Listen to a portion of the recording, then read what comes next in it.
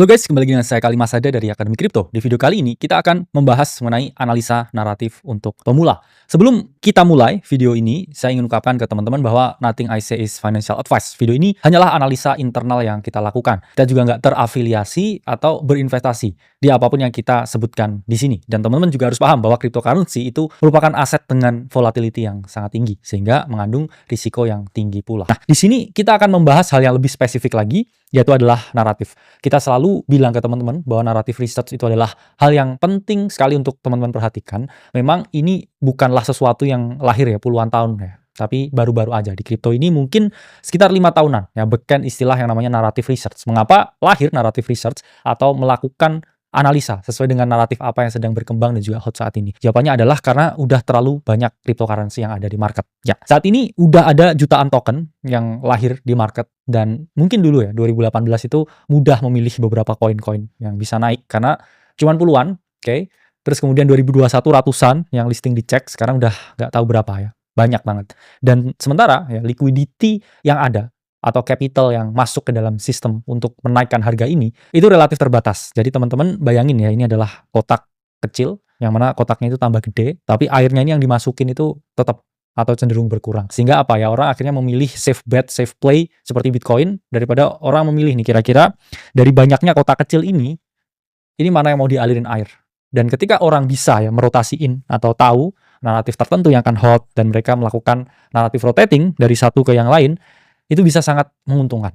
Tapi balik lagi, itu adalah aktivitas yang sangat sulit untuk dilakukan. Nah, ini pun kalau kita lihat data dari Crypto Corio, kita bisa melihat nih, ada banyak sekali sektor di market kripto. Ya, ini ada sektor layer 1, layer 2, decentralized finance, RWA, DEX, dan lain sebagainya. Jadi, bayangin teman-teman ya, altcoin-nya itu udah jutaan jumlahnya, dibagi ke dalam puluhan sektor, dan juga mungkin ratusan naratif yang ada di luar sana. Jadi kita harus tahu nih ya, kira-kira dunia ini sedang kemana, atau dunia ini sedang membahas apa. Baru kita bisa dive into that naratif dan berharap memperoleh keuntungan dengan berinvestasi ke beberapa token yang mana mengusung naratif tersebut. Lalu gimana cara menganalisa naratif? Ini adalah cara yang paling umum. Cara pertama yaitu adalah melakukan social observation. Teman-teman, sebelumnya saya sudah menjelaskan bahwa project yang akan berkembang itu adalah project yang menyelesaikan real life problem, dan mereka bringing real life solution. Jadi mereka ini yang nggak punya solusi apapun, ya nggak akan mungkin bisa bertahan di market. Dan ketika teman-teman ini orang yang nggak tahu apapun tentang dunia ya, atau orang yang cenderung cuek ya dengan segala hal, yaitu teman-teman nggak akan bisa ya melakukan naratif trading ini dengan cukup oke. Karena biasanya orang yang cuek dan nggak memperhatikan sekitar, yaitu biasanya mereka nggak bisa manifestasi keuntungan apapun. Pertama ini, kalau teman-teman mau melakukan yang namanya naratif trading, teman-teman harus jago melakukan yang namanya social observation atau melakukan pengamatan sosial. Pengamatan sosial ini bukan berarti ya teman-teman ini harus turun ke jalan jadi aktivis terus lihat keadaan di masyarakat, enggak. Jawabannya, teman-teman bisa melakukan social observation dengan membaca banyak berita, banyak jurnal, banyak penelitian tentang isu-isu sosial apa yang terjadi di dunia saat ini. Saya bilangin di dunia, nggak hanya di Indonesia. Mengapa? Karena market crypto ini market yang global. Masalah yang ada di Depok di sini ini nggak ada kaitannya dengan masalah tentang kripto. Jadi teman-teman harus paham. Kalau teman-teman melihat ya sektor apa yang mau naik, ya teman-teman lihat masalah sosial yang ada di dunia, yang ada di global saat ini. Nah, saya breakdown menjadi 3 hal untuk melakukan yang namanya social observation ini, untuk melakukan analisa naratif. Pertama, teman-teman harus menumbuhkan empati. Jadi teman-teman harus sadar sebagai seorang makhluk sosial, ada yang namanya masalah di dunia ini. Dan kadang mungkin masalah tersebut nggak sampai ke kita secara langsung atau bahkan ke telinga kita. Tapi teman-teman harus paham bahwa banyak sekali orang yang memiliki masalah di dunia ini. Dan ketika kita menumbuhkan empati kita terhadap suatu masalah tertentu, maka akan lebih aware lagi kita terhadap situasi yang terjadi di dunia ini. Karena saya punya banyak sekali teman yang mana saya tanya nih, kamu tahu nggak sekarang ada tarif dan lain sebagainya? Dia nggak tahu, teman-teman. Mengapa? Ya karena dia nggak tumbuh empati. Empati tentang dunia di sekitarnya, harga-harga naik karena kebijakan tarif, kemudian ekonomi slowing down, inflasi tinggi. Ini dia sama sekali nggak ngerti. Jadi pertama ya, kamu harus numbuhin empati, merasakan apa yang dirasakan orang lain. Atau mungkin orang tuamu sendiri, rasanya gimana dengan keadaan ekonomi yang ada sekarang. 2, kamu harus bisa mendefinisikan masalah. Nggak ada api, nggak ada asap kalau nggak ada api. Jadi teman-teman harus tahu, kenapa bisa muncul masalah tersebut. Oke, dan baru teman-teman harus bisa definisikan lagi gimana cara menyelesaikan masalah tersebut. Antara kita menciptakan sesuatu atau kita berinvestasi pada sesuatu yang menciptakan solusi akan masalah tersebut. Jadi either you invent or you invest. Kalau misalkan ada suatu masalah tertentu, banjir misalkan, tapi teman-teman di sini nggak bisa invent ya suatu teknologi khusus untuk melakukan manipulasi arus sungai dan lain sebagainya. Ya kamu bisa berinvestasi pada perusahaan yang menciptakan teknologi tersebut supaya masalah banjir ini contoh ya ini bisa terselesaikan. Nah, naratif research atau kita ngomongnya di sini social observation itu juga sesuatu yang berakar dari hal tersebut juga. Contoh ya, ini ada naratif DePIN, Decentralized Physical Infrastructure. Sebelumnya udah kita bahas nih di masalah fundamental. Pertama, kalau kamu melihat ya atau menumbuhkan empati, kamu lihat nih sekarang, layanan cloud computing itu biayanya itu sangat tinggi sekali di berbagai platform atau provider seperti Google dan juga Amazon. Ini sangat costly ya, biayanya sangat tinggi sekali. Kalau kamu definisikan masalah mengapa DePIN bisa tercipta, jawabannya adalah biaya yang mahal tersebut dari Google, dari Amazon, itu disebabkan oleh sentralisasi yang sangat tinggi. Apa itu maksudnya sentralisasi? Ya Google sendiri yang punya pricingnya karena dia yang punya produknya.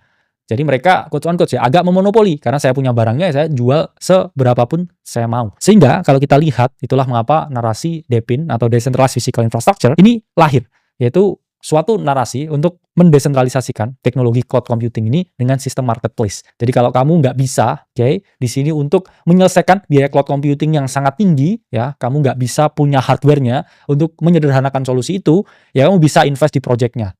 Yang mana di sini ketika kamu berinvestasi ke project-nya, kamu membantu suatu misi untuk menurunkan biaya cloud computing. Nah, selanjutnya di sini ada naratif DeSci atau Decentralized Science. Pertama, kita bisa menumbuhkan empati, di mana banyak sekali riset yang mana hasilnya ini tidak diaudit sama sekali.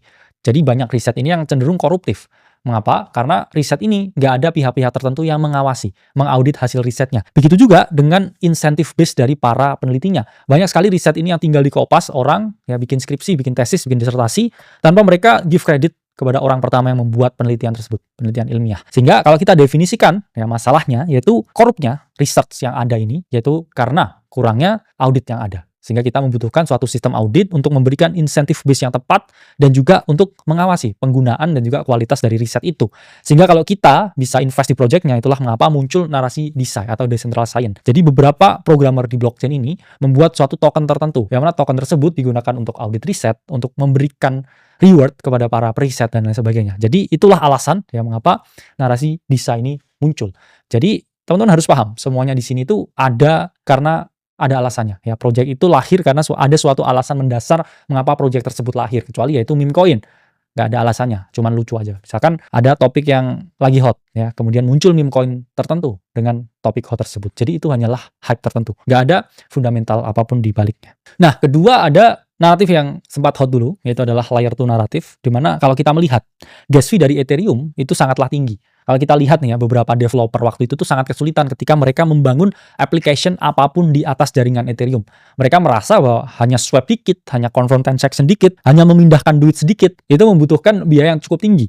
Karena masalah ya skalabilitas dari Ethereum yang masih menjadi masalah dari dulu ya sampai sekarang. Dan dari naratif tersebut ya atau masalah tersebut kita bisa mendefinisikan bahwa dibutuhkan suatu perbaruan atau suatu layer tertentu atau protokol tertentu atau program tertentu atau jembatan tertentu atau produk tertentu untuk membuat supaya jaringan Ethereum ini jauh lebih murah. Sehingga kita membutuhkan ya suatu alat untuk mengefisiensikan fee. Itulah mengapa ya lahir layer 2. Layer 2 adalah solusi untuk jaringan layer 1 yang nggak bisa scalable atau masalah skalabilitas atau memiliki masalah skalabilitas. Dan kalau kita nggak bisa invent ya, atau membuat jembatannya untuk buat contoh ya Ethereum ini lebih murah ya kita bisa invest di projectnya. Itu adalah contoh dari munculnya naratif layer 2. Nah itu tadi adalah cara teman-teman untuk melakukan yang namanya social observation. Social observation ini bisa teman-teman lakukan bahkan tanpa adanya berita apapun, tanpa adanya research journal apapun, tanpa adanya report apapun. Tapi kalau teman-teman mau baca report atau teman-teman mau baca research journal, itu juga bisa. Yang mana itu masuk ke bagian kedua, yaitu adalah kurasi berita atau kurasi informasi apapun yang bisa kita temukan secara online atau secara offline. Tapi karena di sini konteksnya kripto, yaitu adalah secara online. Dan teman-teman pasti tahu, dulu kita membuat di tahun 2024, itu adalah naratif kalender, yang mana kita buat ini di tahun 2023. Jadi kita secara exactnya memprediksi apa saja yang terjadi di tahun 2024 itu dari tahun 2023. Memang kita juga memiliki naratif kalender untuk tahun 2025 sekarang, yang mana timelinenya atau lini masanya ini sedikit terganggu dengan adanya volatilitas market yang terjadi sekarang. Karena kita tahu kebijakan tarif dari Donald Trump ini mengacaukan banyak sekali plan dari para investor, terutama investor kripto. Tapi kalau kita lihat ke depan, ya ini kita bisa melihat banyak sekali insightful katalis yang ada di market kripto. Nah, gimana kita bisa membuat naratif kalender yang memiliki ketepatan seperti ini? Yaitu adalah jawabannya, kita melakukan kurasi berbagai berita. Mengapa dulu kita bisa sangat konflik bahwa Q1 2024 narasinya itu adalah special computing, dan waktu itu ada koin yang kita research yaitu adalah Render atau RNDR. Itu adalah jawabannya, kita tahu pada Q1 2024 itu akan launching atau akan muncul yang namanya Apple Vision Pro, sebuah headset yang mungkin menjembatani para pengguna Apple dengan dunia metaverse. Dan itu hype-nya sangat gila, dan saat itu kita tahu bahwa dia akan rilis di bulan Februari. Saat itu kita tahu di Q1 2024 ini ada potensi naratif spatial computing. Dan kita tahu juga ya, spatial computing ini memiliki growth yang luar biasa besar sampai 23,4% ya growth tahunannya. Itulah mengapa kita sangat confident waktu itu dengan potensi naratif spatial computing. Dan gak hanya itu ya, Q1 2024 itu juga tahunnya AI. Mengapa? Karena di 2023 kita tahu bahwa Q1 itu adalah earnings dari Microsoft. Dan Microsoft selalu melakukan upgrade besar-besaran di sektor AI mereka itu di Q1. Itulah mengapa ya secara ritme kita bisa melihat pergerakan sektor AI di Q1 setiap tahunnya. Ya, yang mana sekarang pun katalisnya karena masalah tarif ya, itu menjadi sedikit berubah.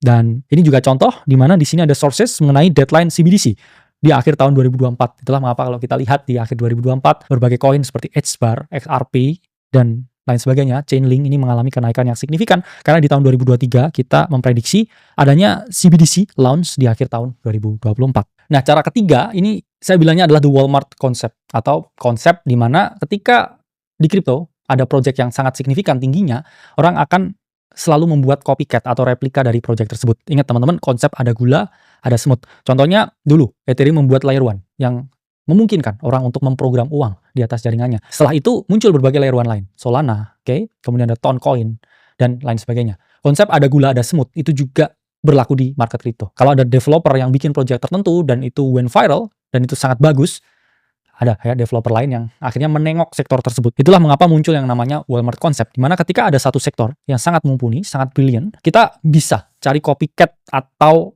yang berpotensi jadi yang kedua. Kalau yang pertama ini naik 1000%, ya yang kedua enggaknya itu bisa naik 500%. Kalau kita bisa secara tepat memprediksi apa yang jadi kedua. Contohnya ya di siklus ini Solana yang jadi kedua dari Ethereum.